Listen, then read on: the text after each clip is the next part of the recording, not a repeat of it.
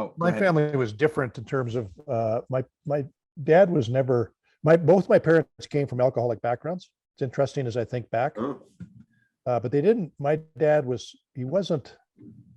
So he squared off with even with Ellie Maxwell years ago, because my sister finished her grade 12 at Prairie High School, and she would come home on breaks, and she was dating who's now her husband at the time, and they had a rule: no dating. So Ellie Maxwell, called them in and said, you can't do this. And my dad phoned Ellie Maxwell and said, Ellie, when my daughter is on campus, she follows your rules, but when she's not on campus, she follows my rules. yeah. That's right.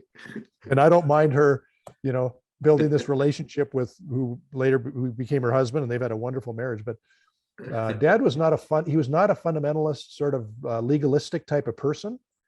But we had sort of a don't feel. It was you don't express your feelings, and you were pretty guarded in terms of expressing what you thought. And to your point, Dan, we did have some. I was the youngest, so I sort of missed out, I think. I think they had some very robust type of conversations, but that's because my one sister she was the identified patient in the family, and she was always getting in trouble with disagreeing with mom and dad. So, but I sort of missed out on that. But it was just intriguing to think back of some of the rules that got put into our family system. So the don't feel thing is the one where I've really had to wrestle through and still wrestle through it. Keep it under wraps. Just swallow it, live with it. Don't express, the deep down stuff you're feeling, and that's taken a toll just because it gets in you, and the body keeps score. So. Yep. Yeah. Wow. So it's interesting. As I'm thinking about, and Terry, I just realized that my whole childhood and because it was all dysfunctional and divorces and men living with us that I hardly knew and all that stuff, I just realized there were no rules. I grew up with no rules. So all this, don't do this, it was actually the opposite, which is just as bad. Maybe, I don't know. A psychologist would have to answer that question, but there was no rules because no one cared. Yeah. And I'm not saying those rules, Dan, that your dad put on you is because he cared. Maybe you would say that, but I'm not saying that. I'm just saying there weren't any rules because no one cared if I was there or gone or whatever. So it's fascinating, the psychology of all these things. I think I can't remember what his name is, but he was the guy that his job is training and coaching. And I thought he touched on a very interesting point that correlates with what you were talking about, is that people tend to swing from either to one end of the pendulum or to the other, and either they embrace what they've been taught and they live it, or they go to the far opposite and do exactly the opposite as much as they can of what they were taught. Yeah. And both can be equally devastating. But it's when he was talking about that, and I was thinking about what you guys were saying, you really see that played out either in your own life or in your children's lives, or in, you can think of probably 50 different friends that you have and you can think, oh, this person's like their dad, or this person's exact opposite of their dad, or whatever. And it's quite fascinating. Yeah.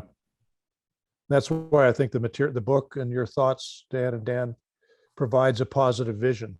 Because to your point, Mark, I think what people often do is they try to focus. The phrase I use is you focus on the reverse of an idea. So it's the people who say, I'm not going to be like my dad. Yeah. I am not going to be like my dad. Well, that isn't much of a vision. And typically what happens is that some go there. They just end up being like your dad. Just like your dad. Yeah. They have nothing else to work with other than trying to focus on this negative, reverse the idea. You need a positive vision. And that's good. Yeah. And the trauma stuff is interesting from the standpoint that trauma comes from what is done.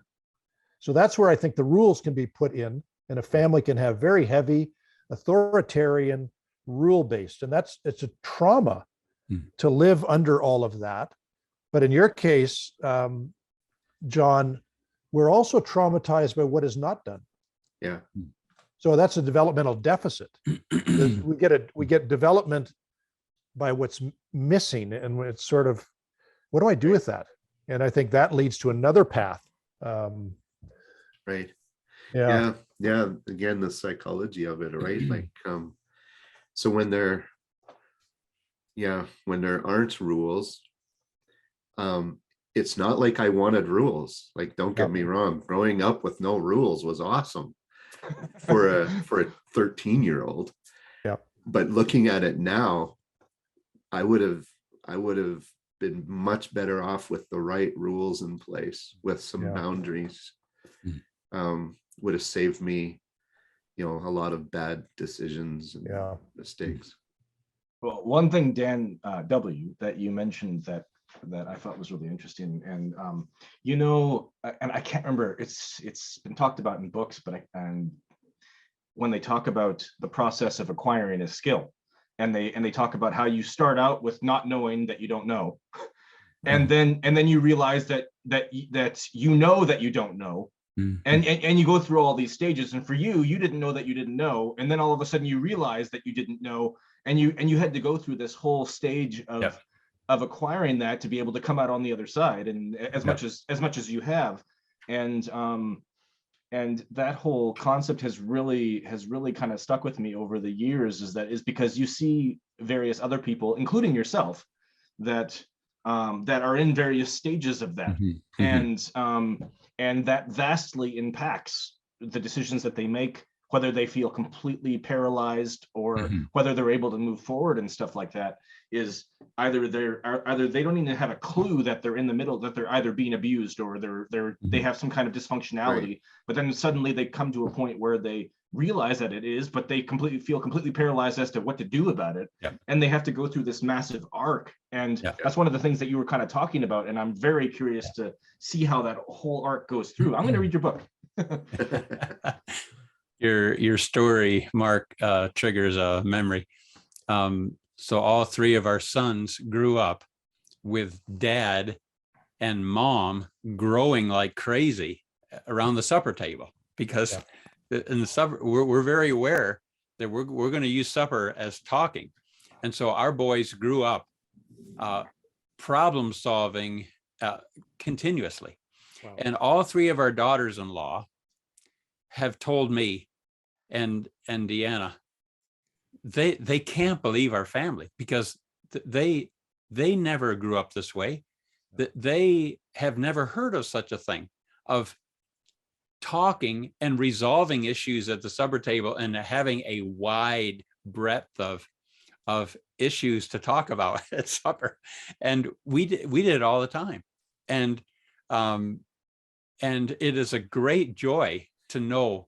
It is probably the greatest source of joy I have, that our cycle of divorce, we're now up to 80% divorce rate in my parents, siblings, and their children, 80% divorce rate. Oh man. My boys understand that part of their mission in life is to break that curse, break the cycle. And our daughters-in-law feel like daughters. We're always talking on the phone, like always, meaning daily. We stay in touch. We're tight, but we don't even try to be tight, but we are. It's like, it is a dream. And here's just another snapshot. A few months ago, I was asked by a friend in Northern Michigan to give a 15-minute devotional with about 20 pastors on a Saturday night, just a 30-minute call. It's a weekly thing. But I was asked to share for 15 minutes about the biblical basis of the book. And I said, no problem, I can do that. So these guys are all independent Baptists. They're all King James only, which we were not taught to be King James only at college, but they all are. They're pretty rigid. Anyway, after 15 minutes of talking about the biblical basis of the book, 5 of them said, "Oh, that's interesting. Your book teaches people how to be real." And I thought, yep, exactly. If you want a book on how to be real, yep, this is the book to get. Yep. So it's like, wow. Sorry, guys. I have to run. Yeah. I got an appointment at 11:30 that I have to get to. So, All right. Have a great day, John. God bless all you, right. John. See you. Thanks. Dan, you're muted there, just so. Dan Reinhardt. Thank you. Yes. Yep. Thanks, John. Okay. All right. See you guys. Yeah. See you Yes, later. yeah. Hey, John. So, I have to go, so paint the fellowship room in the Evangelical Covenant Church. So that's my good deed for the day. I'm going to go and do some painting. Oh, very good. So there you go. You'll have just another mark crown, that, right? Mark that on my, I'm sure it will earn some merit. Oh yeah. of some kind. Well, here, I'll give you an attaboy right now. Okay, Yeah. good. There you go. That was free. Yeah. Thanks, Dan. Very good.